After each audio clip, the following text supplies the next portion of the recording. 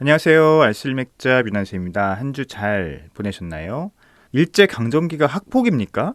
이런 말도 안 되는 역사 인식과 저급하고 저열한 생각들이 이 정부 관계자와 또 여당에서 나온다는 것 자체가 굉장히 치욕적이고 굴욕적이고 분노를 일으키게 하고 있어요.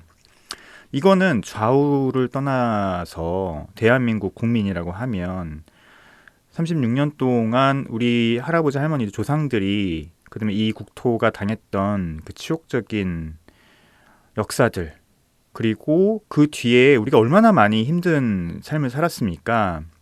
그것 때문에 한국 전쟁도 일어났고 굉장히 힘든 역사를 우리가 버티고 겪고 또 딛고 지금까지 왔는데, 이런 것들을 모두 무시하고 우리 국민들에 대한 모욕이라고 할 수 있죠. 말도 안 되는 얘기고요. 이런 저열한 역사의식을 가진 사람들에게 반드시 그에 따른 반작용이 갈 겁니다. 작용이 있으면 항상 반작용이 있더라고요, 세상에. 솔직히 크래프트 맥주라고 하는 씬에서 이런 것들을 다룰 필요가 있어요. 크래프트 맥주가 뭔가요? 크래프트 맥주가 여러 가지 주제들에 대해서, 여러 가지 것들에 대해서 다룰 수 있는 게 크래프트 맥주거든요. 대중 맥주는 다룰 수 없는 것들이에요. 하지만 크래프트가 앞에 붙으면 이런 것들을 우리가 이야기할 수 있습니다. 뭘로? 맥주로 충분히 얘기할 수 있고요. 또 독립맥주공단 같은 경우도 정동이라는 특수한 위치에 있기 때문에 그런 것들을 얘기하려고 노력을 좀 하고 있어요. 뭐 저희가 지금 팔고 있는 작은 소녀상 같은 그런 맥주들 같은 경우는, 작은 소녀상이 옆에 프란치스코 성당에 있거든요. 전국의 고등학생들이 돈을 모아서 세운 소녀상이 정동의 프란치스코 형제회에 있습니다. 저희 이제 독립맥주공장도 바로 그 옆에 있죠. 그래서 그 소녀상 되게 작아요. 근데 그 나비를 이렇게 하고 있는 그 소녀상 이야기를 맥주로 좀 하고 싶었어요. 그래서 작은 소녀상이라는 맥주를 만들어서 지금 팔고 있고요. 어쨌든 그 대한제국에 대한 그런 역사를 잊지 말자라고 제가 그런 맥주를 만든 거거든요. 오약꽃의 꿈이라고 하는 맥주 이름에 담긴 뜻은, 정동이라는 지역이 물론 이제 문화적인 총체가 일어났던 지역이기도 하지만 가슴 아픈 일이 일어났던 지역이기도 하잖아요.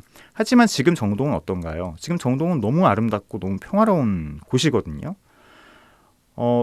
그러니까 그런 상반된 어떤 그 감정들을 같이 느끼고 지금의 이 평화로운 정동을 계속 이어가기 위해서 우리가 뭐 열심히 해보자, 뭐 이런 의미였어요. 그러니까 그런 식으로 맥주가 역사도 이야기할 수 있습니다. 그게 크래프트 맥주거든요. 자, 두 번째 노래는 소윤 노래 듣고 올게요. 스모크 스프라이트. 자, 맥주뉴스 빠르게 보고 가죠. 일단은 조선비즈에서 나온 기사인데요. 두 기사가 모두 똑같습니다. 이제 제주맥주와 대중수제맥주 회사들의 실적에 대한 얘기예요.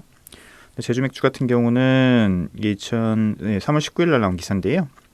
적자됨에 빠진 제주맥주라고 해서 나왔고, 흑자전환 요연한 제주맥주라고 하고 있습니다. 왜냐하면 상장이 됐기 때문에 계속 얘기가 될 수밖에 없어요. 소위 얘기하는 대중수제 맥주의 중심에 있기 때문이죠. 보면 실적이 나왔죠. 제주맥주 보니까 2022년 실적이 좀 처참해요. 매출이 240억인데 영업적자가 116억이에요. 아이고, 이거 어떻게 합니까? 제주맥주는 상장 첫 해인 2021년 13억 흑자를 목표했지만 72억 적자를 기록했고, 지난해 116억, 오늘 적자가 드러났다. 매출마저 240원 감소했기 때문에 이 처참합니다. 지금 적자가 계속되면 주가 역시 꾸준히 내리고 있다. 17일 증권시장에서 제주맥주는 1527원이라고 하는데 좀 거의 비슷한 수준인 것 같고요. 딱 상장했을 때 6,060원에 비하면 75%까지 폭락한 거죠. 자, 이거 이어서 나온 기사를 좀 보면은, 요거는 한경에서 나온 기사인데요. 한경에서 공표 맥주 없어서 못 팔더니 어쩌나 완전 김 빠졌네 하면서 편의점 진출한 대중 수제 맥주 회사들에 대한 얘기를 하고 있어요. 그래서 기사를 쭉 보면 제주 맥주 얘기 똑같이 하고 있고요. 그리고 카브루 같은 경우도 이제 적자이다라고 합니다. 카브루도 2021년 11억 원 적자를 봤는데 2022년에는 이제 봐야겠죠. 세븐브로이 같은 경우도 지난해 3분기 영업이익이 전년 동기 36% 가량 감소한 56억 원이라고 해요. 그래서 이들이 하려고 한 게 뭐냐면 저번에 말씀드렸지만 하이볼 같은 이제 기타 주류 쪽 그냥 술 회사가 되고 있는 거죠. 이들을 보고 우리가 수제 맥주 회사라고 할 수 있을까요? 그래서 제가 꾸준히 수제 맥주와 크래프트 맥주와 크래프트 맥주를 구분을 해야 된다. 이제는 얘기를 했던 거고요. 그 면허 구분으로 봐도 이제 일반 면허거든요. 우리나라는 소규모 맥주 면허랑 일반 면허랑 구분을 해놓고 있습니다. 그래서 엄연하게 우리나라 기준으로 보면은 일반 제조 면허를 갖고 있는 맥주 회사들은 더 이상 수제 맥주라고 부를 수가 없어요. 이거는 우리나라 법 기준에도 그렇거든요. 소규모 맥주 면허를 갖고 있는 곳만 우리가 수제 맥주 혹은 이제 크래프트 맥주 회사라고 부르는 게 원래 맞고요. 그럼 왜 나눠놨느냐? 소규모 작은 브루어리들을 보호하기 위해서 정부가 그렇게 면허를 구분해 놓고 여러 가지 혜택을 주고 있는 거예요. 소규모 브루어리로 지정이 되면 여러 가지 혜택이 있죠. 외부 유통을 하게 될 경우에 여러 가지 유통할 수 있는 범위가 훨씬 더 일반 제조 맥주보다 다양합니다. 직접 증납도 할 수 있고, 뭐 도매도 갈 수 있고, 소매도 갈 수 있고, 다 할 수 있거든요. 그렇기 때문에 세금 혜택, 경감 혜택도 있고요. 그러니까 국가에서도 일반 제조 면허와 소규모 맥주 면허를 분리를 해서 이렇게 관리를 하고 있는데 지금 이쪽 뭐 카브루, 세븐브로이, 어메이징 또 뭔가요? 여기 뭐 다 이제 일반 면허를 취득했기 때문에 저는 이제 뭐 수제라는 단어를 떼던가 아니면 저희처럼 소규모 면허를 갖고 있는 곳은 소규모니까 우리가 크래프트 맥주로 부르자는 거죠. 그렇게 하자는 거예요. 왜냐면 수제 맥주라고 지금 붙이는 거는 언론이 지금 붙이고 있잖아요. 언론이 붙이고 있기 때문에 대중적인 인식들이 그렇게 이미 정착이 됐다라는 거거든요. 그러면 저희처럼 독립맥주 공장 같은 경우는 더 이상 수제 맥주라고 부르지 않고 크래프트 맥주로 하고 이런 데서 수제 맥주로 부르자. 그래야지만 서로 해피합니다. 그렇기 때문에 잘하는 거 하나만 잘해도 먹고 살까 시대에 여러 가지를 다 해보겠다. 그래서 하나만 걸리면 되지 않겠느냐. 또 하나가 빵 터져가지고도 그 순간만은 위기를 모면해보겠다. 그러고서는 누군가 대기업이 인수해주기를 기다리고 있겠다. 그 매출을 갖고 혹은 외부에서 투자를 더 받겠다. 힘들 거라고 봅니다. 그런 시대가 좀 지났어요. 그래서 이게 솔직히 말씀드리면 종량세라고 하는 게 반드시 이득만 있느냐 그거는 아니라고 제가 2-3년 전부터 이제 꾸준히 말씀을 드렸죠. 종량세 세금이라는 게 업계에서는 어느 정도 진입장벽이기도 했거든요. 자, 우리 지금 신학기잖아요. 1학년들 지금 대학교 1학년들 신났어요. 저희 알바들 중에서 알바에도 대학교 1학년이 있는데 미팅하고 뭐 너무 좋아요. 그래서 페퍼톤스 프레시맨 듣고 오겠습니다. 맥주에 대한 모든 것 비어 딕셔너리 얘기를 좀 진행해 보죠. 비터니스 오늘 할 거고요. 쓴맛에 대한 얘기를 할 겁니다. 마침 오늘 비어도슨트 교육 제가 향미 교육하는 날이어서 연관이 되기도 하네요. 읽어볼까요? 정도의 차이는 있을지 몰라도 대부분 맥주의 캐릭터 중 핵심 요소인 쓴맛은 보통 홉과 관련이 있다. 홉이 만들어내는 겁니다. 맥주의 쓴맛은 대부분 아주 까만 몰트가 일부 만들어낼 수도 있겠지만 거의 95% 이상은 홉이 만들어낸다고 보시면 되고요. 물론 직계 로스팅된 몰트나 커피와 같은 첨가물에서도 쓴맛은 나올 수 있다. 여기 나왔네요. 쓴맛을 측정하면 어느 정도 객관적인 방법들이 있기는 하지만 실제 느껴지는 쓴맛의 정도는 몰트의 단맛이나 서빙 온도, 심지어는 탄산에도 영향을 받기 때문에 훨씬 더 복잡해진다. 네, 그렇습니다. 예를 들어 대부분의 스타우트와 포터는 무지막지하게 홉이 들어간 IPA보다 객관적으로 쓴맛의 정도가 높지만 스타우트와 포터가 갖는 단맛과 바디감이 그 쓴맛을 제대로 느끼지 못하게 한다. 라고 하네요. 그렇지 않습니다. 뒤에 거 예를 들은 얘기 좀 다른 것 같고, 자, 쓴맛은 홉이 만들어내고요. 홉에 있는 알파산이 이소알파산으로 변하면서 그 이소알파산이 쓴맛을 만들어내죠. 이소알파산은 알파산보다 한 4배 정도의 쓴맛을 더 갖고 있기 때문에 보통 맥주의 쓴맛은 그 홉의 이소알파산이 만들어내고, 그리고 이성화라는 과정을 거쳐야 되기 때문에 끓임 과정에서 홉에서 나오는 쓴맛을 맥주에 입히기 위해서는 끓임 과정에 홉을 넣는 그런 어떤 과정이 양조 프로세스에 있게 됩니다. 이성화라고 하는 것은 분자 구조는 똑같은데 어떤 충격에 의해서 분자의 배열이 바뀌는 것을 얘기를 하고, 그때 앞에 이소가 붙습니다. 아이소레이션의 약자이기도 하고요. 그래서 여기 보면은 이제 쓴맛이 들어가는 것들은 이렇게 만들 수 있지만, 우리가 중요한 것은 최종 결과물에서 그 맥주의 쓴맛을 느끼는 것, 어떻게 느끼느냐, 얼마나 느끼느냐, 그리고 그것을 어떻게 표현하느냐, 이게 핵심이잖아요.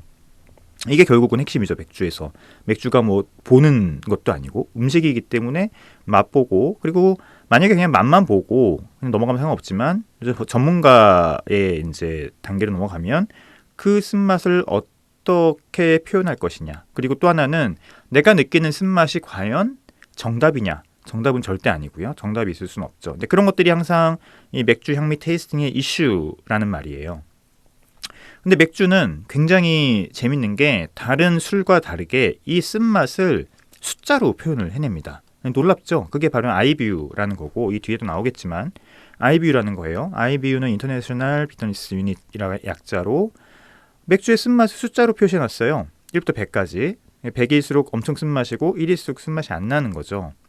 그럼 이것을 원래는 계산식이 있습니다. 계산식이 있어요. 뭐 홉의 효율성이 있고 뭐 계산해서 하는데, 그게 이제 그 맥주에 들어있는 알파산과 그게 이성화됐었을 때의 비율 같은 것들을 곱하고 효율성을 뭐 해가지고 나오는 게 IBU인데, 이 IBU를 계산으로 하는 게 이제 보통 레시피 프로그램의 IBU라고 할 수 있겠죠. 혹은 뭐 펍의 메뉴판 이런 데 보면 IBU 나오잖아요. 그런 어떤 맥주에 나오는 IBU가 그렇게 계산돼서 나오는 건데, 그게 정확하진 않습니다. 그게 고도로 양조장에서 컨트롤, 아주 고도로 열 관리가 잘 되는 곳은 그게 정답일 수 있겠지만, 대부분 계산은 IBU가 뭐 50이라고 하지만 실제 맥주에서 IBU가 50이 나오냐, 그거는 좀 다른 얘기예요.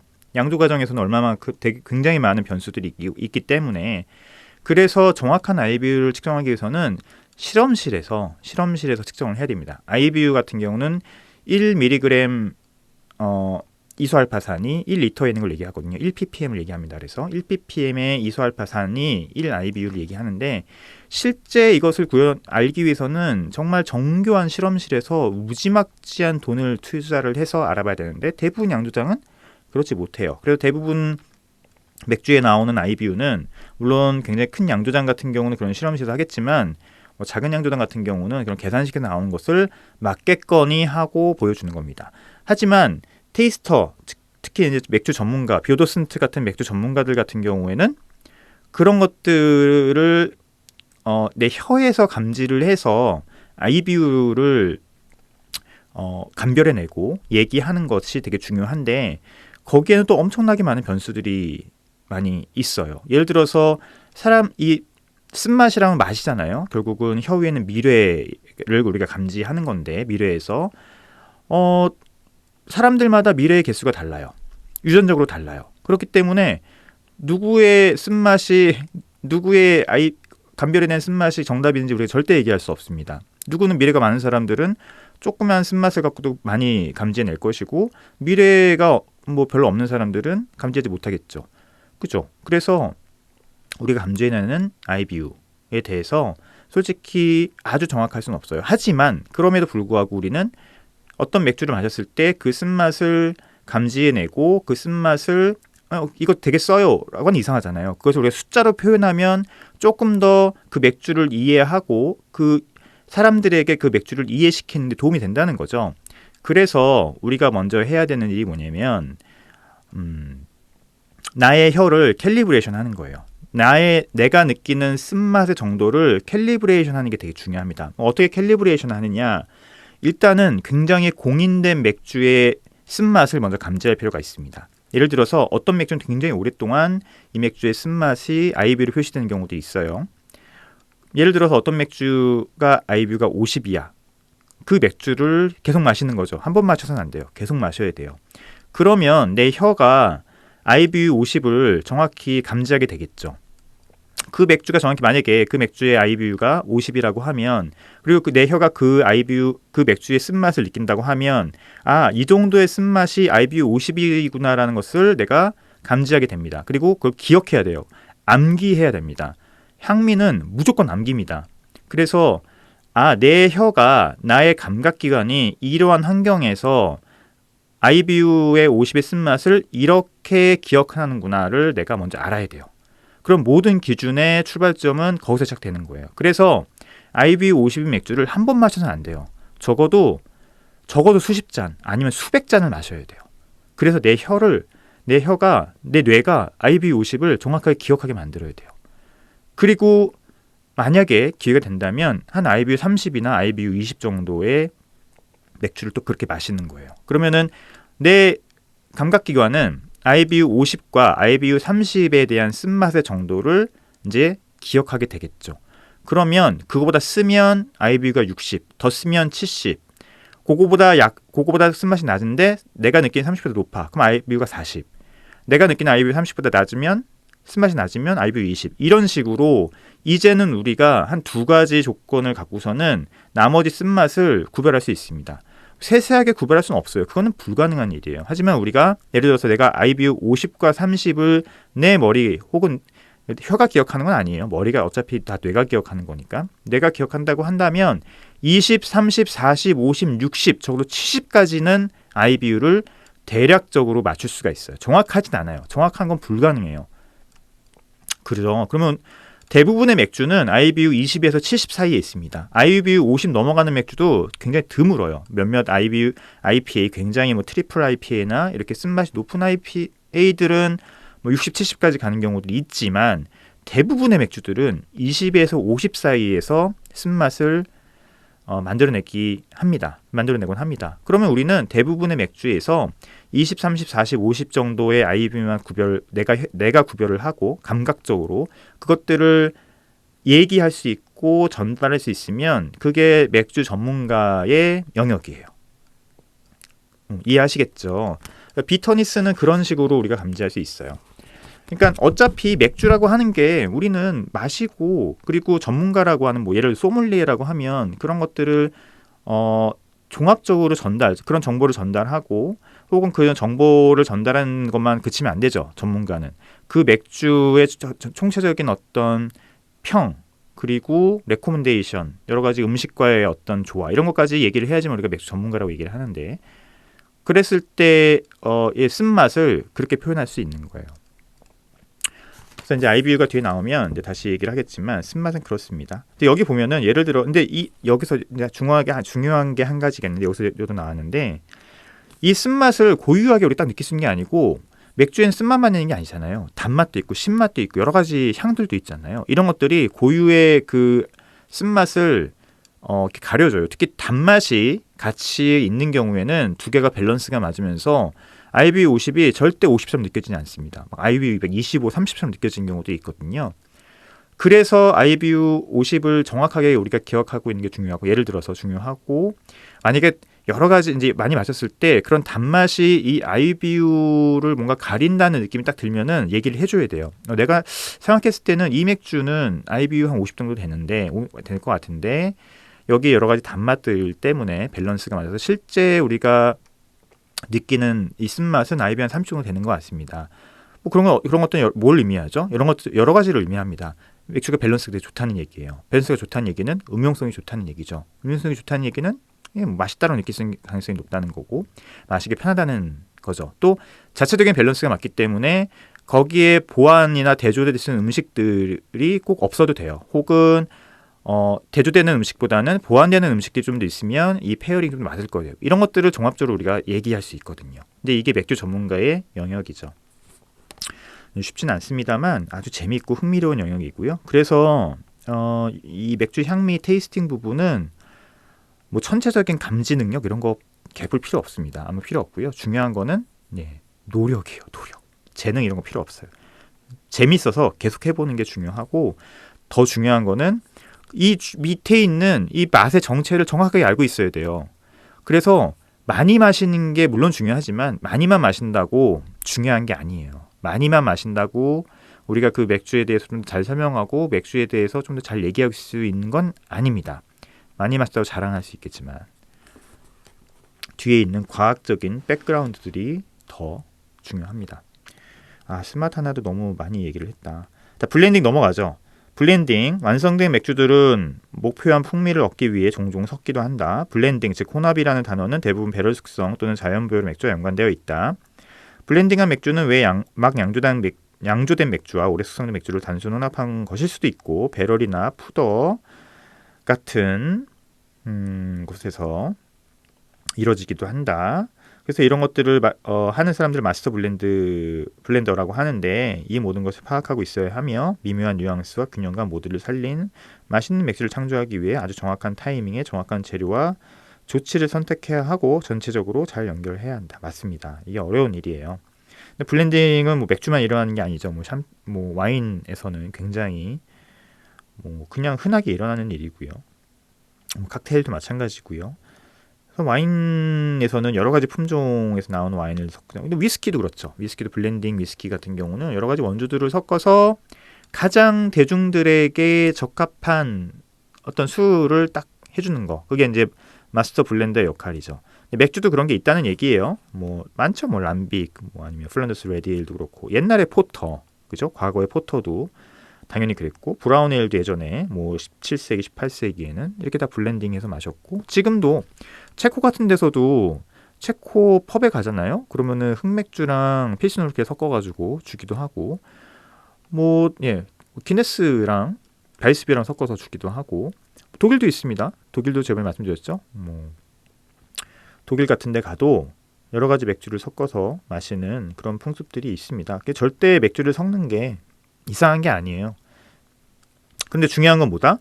섞었을 때 최종적으로 나오는 향미 혹은 풍미, 밸런스 이런 것들이 양조사의 의도에 맞게 나와야 된다. 양조사의 의도는 다양할 수 있어요. 뭐 밸런스를 추구할 수도 있고, 극단적인 신맛을 추구할 수도 있고, 혹은 쓴맛을 추구할 수도 있죠. 그건 양조사의 목표 의도에 따라 다른데, 어쨌든 그렇게 나오는 것, 그래서 상품화가 잘 되는 것, 이제 블렌딩의 목적이고, 쉽지 않죠. 쉽지 않습니다. 예를 들어서 로덴바흐 같은 곳에 있는 마스터 블렌더 같은 경우는 30년의 경력을 갖고 있어요. 어마무시하죠. 다 알고 있죠. 선수죠. 최고 고수죠. 적어도 로덴바흐 맥주의 상태에 대해서는 고수고, 어떻게 블렌드 했었을 때 최고의 퍼포먼스를 내는지 아는 분일 수 있습니다. 그래서 블렌딩한 맥주를 상품화시키는 것은 굉장히 어려운 일이다. 쉽지 않은 일이다. 라는 것 설명해 드리고요. 복맥주 정도 하면 오늘 끝날 것 같은데, 한 10분 정도 남았는데 복이 나왔어요. 빨리 해보죠. 아인백이라는 독일 지방에서 시작되었다고 전해지는 복은 알코올 도수가 높은 라거 맥주이다. 이게 핵심이죠. 복이라는 맥주의 스타일은 알코올 도수가 높은 라거입니다. 밝은 색의 마이복 또는 헬로복이 있고요. 이 복은 스타일이긴 하지만 또 타입이기도 해요. 그러니까 이 안에 색깔에 따라서 나눠지기도 합니다. 이게 복이라는 맥주의 스타일이 아주 정교하게 발전하지 못해서 그래요. 복맥주는 독일에서도 뭐 쉽게 먹을 수 있는 맥주가 아니니까요. 어쨌든 마이복, 헬로복이라고 하는 복 안에 색깔이 밝은 이런 복이 있는 거고요. 또 어두운 색의 둥켈복도 있습니다. 뭐 둥클레스복 이런 것도 있고, 그래서 복 안에 복은 알코올 도수가 높은 라거 맥주인데 그 안에 밝은 색도 있고 어두운 색도 있다. 모든 변주들은 호배 풍미에 의해 상쇄되지 않는 풍부하고 단맛이 도는 몰트 캐릭터의 꽉 찬 풀바디 느낌을 갖고 있다. 이 복의 핵심은 호배에 있지 않아요. 복의 핵심은 몰트에 있습니다. 둥켈복은 구운 토스트와 비스킷 그리고 캐러멜 초콜릿 같은 느낌의 몰티함이 있는 한면, 밝은 색의 마이복은 똑같은 풍부한 풍미를 갖고 있으나 토스트와 캐러멜에서 오는 풍미는 더 적다. 그렇습니다. 달아요. 그리고 단맛이 강합니다. 아주 강한 복의 종류가 두 개 있는데, 하나는 도펠복. 도펠복은 이 복과는 좀 다르긴 한데 어쨌든 도펠복이 하나는 아이스복이다. 도펠복은 단순히 더 높은 초기 비중으로 만들어져서 더 강한 몰트 캐릭터를 갖고 있는 반면, 아이스복은 수분을 줄여가고 알코올을 농축시키기 위해 발효 후 살짝 얼리는 과정을 거친다. 아이스복의 알코올 도수는 14도까지 올라갈 수 있다 라고 되어 있죠. 자, 여기서 복이라고 했었을 때 이걸 하나로 이렇게 일반 복 비어와 그 다음에 도펠복, 아이스복 하나 뭉칠 수 있지만 더 정교하게 나누면 도펠보가 아이스복과 일반 복비어는 명백하게 나눠져야 되고요. 왜냐하면 기원이 달라요. 도펠복의 기원은 살바토르죠. 예, 살바토르라고 하는 파울라노에서 시작됐고요. 1638년인가? 예, 그렇게 시작됐을 겁니다. 연도 틀릴 수 있어요. 1600년도 초반은 맞아요. 근데 제가 이런 게 좀 약해요. 이름, 연도 이런 거. 알고 계시죠?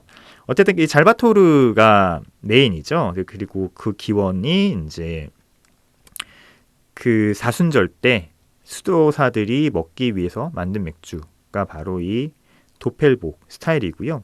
아이스복은 기원이 여러 가지가 있습니다. 뭐 쿨른바흐의 무슨 양조장이라고 하는 얘기들이 일반적인데 뭐 아주 정확한 기록 아닌 썰인데 어쨌든 뭐 이것도 뭐 썰이 많아요. 뭐 한겨울에 맥주를 뭐 배송했는데 얼어서 버리려고 했다가 뭐 액체가있어서 먹을 때 너무 맛있다. 그래서 아이스복이 됐다 이런 얘기도 있고 뭐 보관하다가 뭐 얼어가지고 버리려고 했다가 안에 있는 게 액체가 있길래 마셔봤더니 너무 맛있다 해서 아이스복이 됐다. 뭐 이런 얘기들이 여러 가지 썰이 있는데 어쨌든 아이스복은 물의 어는 점과 알코올의 어는 점이 다른 것을 이용해서 나온 맥주죠. 그래서 아이스복 만드는 거는 좀 간단합니다. 그냥 맥주를 살짝 얼리면 돼요. 그러면 물은 얼거든요. 0도에서 얼잖아요. 알코올은 얼지 않습니다. 알코올은 마이너스 80도인가에서 얼어요. 그래서 물이 먼저 얼기 때문에 남아있는 게 뭐죠? 예, 알코올이죠. 그래서 알코올을 긁어내니까 그게 이제 아이스복이 되는 거고요. 뭐 어느 정도에 따라서 이제 뭐 14도도 만들 수 있고 12도도 만들 수 있고 뭐 이렇게 되는 거예요. 그런 게 아이스복이죠. 그래서 여기서 위에서 얘기하는 이제 복비어, 아임백 지방에서 시작된 복비어와는 밑에 도펠복과 아이스복은 이제 완전히 다른 스타일이라고 보시면 될 것 같고요. 독일에서 일단은 복이 붙으면 알코올 도수가 높다라고 하는 뜻으로 일단 보시면 됩니다. 근데 왜 복이 됐느냐? 이 아임백 지방에서 유래된 거라고 보통 보고 있어요. 이게 뮌헨에 있는 그 이제 뭐죠? 공작. 예. 이 공작이라는 단어 생각이 안 나냐? 어쨌든 뮌헨에 있는 아마 비레름 4세인가? 4세인가 그럴 겁니다. 하여튼 비레름 4세인가? 5세네요. 비레름 5세가 이 아임백 지방의 맥주를 되게 좋아했어요. 왜냐면 그때만 해도 뮌헨 지방의 맥주가 별로 훌륭하지 않았거든요. 근데 이 아임백 지방의 맥주가 굉장히 호흡이 많이 들어가서 호평도 굉장히 좋고 알코올 도수 높은 그런 고급 프리미엄 맥주였다고 해요. 그게 16세기의 얘기입니다. 16세기. 그래서 매번 이렇게 사 먹었다가 이제 이 사람 빌레름 5세가 우리도 좀 좋은 맥주 만들어 보자 해가지고 만든 게 1589년에 호프프로의 하우스라고 하는 양조장이죠. 그때 이 아임백 지방에 있는 양조자를 데리고 옵니다. 그래서 호프프로의 하우스에 그 양조사를 시키죠. 헤드브로를 시킵니다. 그래서 이 맥주를 만들기 시작했고 이때 아임백 지방의 백이라는 게 이 뮌헨 지방, 바이에른 지방으로 넘어와서 복이라고 변했다고 해요. 그래서 이제 이 복이라고 하는 어원을 갖게 됐다라고 합니다. 그리고 복이라고 하는 얘기는 독일어로 이제 강한 혹은 숫염소라는 뜻을 갖고 있는데 그게 강한, 정력 이런 얘기를 갖고 있기 때문에 이제 같이 이게 이제 언어적으로 중의적 의미를 띠면서 굳어지게 된 거죠. 그래서 백이 바이에른 지방의 사투리가 돼서 복이 됐고 어차피 그 단어의 의미가 강한, 정력, 수둔염소 이런 뜻이기 때문에 이제 그렇게 이 스타일의 이름은 정착이 됐다라고 하는 게 이제 뭐 얘기예요. 그렇습니다. 그렇게 보시면 될 것 같아요. 근데 복비어는 독일에서도 마시기 힘들고 한국에서도 만들기 힘들고요. 특히 아임백 지방의 이제 복비어는 이제 우어 복이라고 돼서 나오고 있어요. 그러니까 아임백 지방의 맥주도 복이란 단어를 다시 갖다 쓰고 있는 거죠. 왜냐면 대중 그 스타일의 이름이 그렇게 굳어졌으니까. 그래서 아임베커 우어복이 되게 유명한데 뭐 저도 한 두어 번 마셔봤는데 마실만은 하고 맛있고 특히 스타일을 공부하는 사람 입장에서는 굉장히 반드시 마셔야 되는 맥주이긴 하지만 뭐 상업적으로 성공하기는 좀 힘들 것 같다. 그런 생각이 듭니다. 시간이 좀 남아서 그 다음 것도 이어가 보도록 하죠. 바디, 이제 한국말로 바디감이라고 번역을 했는데 바디예요. 바디는 여기 나와 있는 듯이 맥주의 무게감 또는 묵직함이라고 우리가 번역을 합니다. 곡물의 단백질, 단맛, 효모의 발효도, 탄산감 같은 요소들이 바디감에 영향을 끼친다 합니다. 바디감을 설명하는 거는 일단은 간단하죠. 물을 마시는 것과 물을 입에 머금고 있는 것과 우유를 입에 머금고 있는 것 느낌이 다르죠. 그게 바디감이에요. 물이 가볍다고 하면 우유를 머금고 있었을 때 좀 무겁고 묵직함이 느껴지죠. 그랬을 때 우리는 우유의 바디감이 높다, 묵직하다, 무겁다 이렇게 얘기할 수 있고요. 그러면 그렇게 묵직함을 유발하는 요소는 당입니다. 당. 특히 우유에는 젖당이 있죠. 유당이 있습니다. 그 유당 때문에 우리가 그렇게 느껴지는 거고요. 맥주도 마찬가지죠. 맥주에도 당이 있죠. 효모가 발효를 하긴 하지만 효모가 모든 당을 다 100% 발효를 하는 건 아니거든요. 뭐 덱스트린 같은 것들도 있을 수 있고 뭐 유당 같은 것들도 남아 있을 수 있죠. 그랬을 때 이 당이 맥주에 남아서 단맛도 만들어내지만 이 무게감을 만들어내는 거예요. 그래서 이제 여기 보면 효모의 발효도라고 되어 있는데 이제 그 효모의 발효도가 이 맥주의 바디감을 예측하거나 결정하는 데 중요한 요소가 되는 거고요. 양조사들은 이미 알고 있습니다. 이 효모를 썼을 때 발효도가 이렇게 되기 때문에 이 맥주는 바디감이 어떻게 될 것이다 라고 알고 있고요. 저도 맥주를 만들 때 같은 IPA를 만드는데 석조동 계단에 앉아서라는 IPA 같은 경우는 발효도가 한 79에서 80 정도의 효모를 쓰고요. 그 다음에 정동 다반사라고 하는 IPA를 만들 때는 페일에일이죠. IPA라기보다는 페일에일을 만들 때는 발효도가 69에서 70% 정도의 효모를 씁니다. 그러면은 이 무게감이 확실히 달라지고요. 그리고 알코올 도수도 달라지겠다 당연히. 그래서 바디감은 우리가 감각적으로는 그렇게 캐치할 수 있고요. 무게감, 입에서 느껴지는 무게감의 정도로 만들 때 이미 양조사들은 그 맥주의 바디감을 이미 다 디자인하고 만든다. 그리고 만약에 효모의 발효도가 높은 걸 썼을 때, 왜냐면 효모가 발효도가 낮은 걸 쓰면 알코올 도수가 낮아지거든요. 그래서 너무 낮아지면은 문제가 있으니 만약에 내가 계획한 맥주가 안 나온다 싶을 때는 일단 발효도가 높은 맥주를 쓰고 효모를 쓰고 그런데 그 결과물이 만약에 발효도 때문에 너무 드라이할 것 같아. 그러면은 양조사들이 다른 부가물을 집어넣죠. 예를 들어서 요즘 유당이 가장 많이 쓰이고요. 만약에 유당처럼 바디감도 높고 단맛도 높다. 그래서 난 무게감은 높은데 단맛이 높은 걸 만들고 싶지 않아. 그럴 때는 덱스트린을 씁니다. 그럼 덱스트린은 유당은 2당이 맞는데 덱스트린은 적어도 당이 5개 이상 연결되어 있는 4개 이상 연결되어 있는 것이기 때문에 단맛은 낮고 바디감은 더 있거든요. 다 효모가 발효하지 못하기 때문에 비발효당이기 때문에 그렇습니다. 그렇게 맥주는 양조사가 미리미리 디자인을 그렇게 할 수 있죠. 그렇습니다. 바디감은 그렇고요. 바디감이 낮은 맥주들 대부분 우리가 드라이하다고 표현하기도 하고 또 뒤에 크리스피한 느낌이 있을 수 있고요. 바디감이 높은 맥주일수록 우리가 텍스처로는 라운디드하다, 부드럽다, 리치하다, 스무스하다 이렇게 표현할 수 있죠. 물론 바디감이 다 거기에 따라 결정되는 건 아닙니다. 예를 들어 질소 같은 것을 넣었을 때는 탄산감이 없기 때문에 우리가 조금 더 바디감이 있고 부드럽다 느낄 수도 있어요. 여러 가지 것들이 같이 작용을 합니다. 저희 4월 15일 날 브루어리 투어 결정됐거든요. 4월 15일 토요일이에요. 이번에 평창 화이트 크로우하고 경기도 광주 베베브로 오니까 같이 꼭 가세요. 너무 좋습니다. 특히 4월 봄에 가는 맥주 투어 너무 좋죠. 건강하시고요. 우리 다음 주에 또 재밌는 맥주 이야기로 돌아오도록 하겠습니다. 모두 건강하시고 안녕히 계십시오.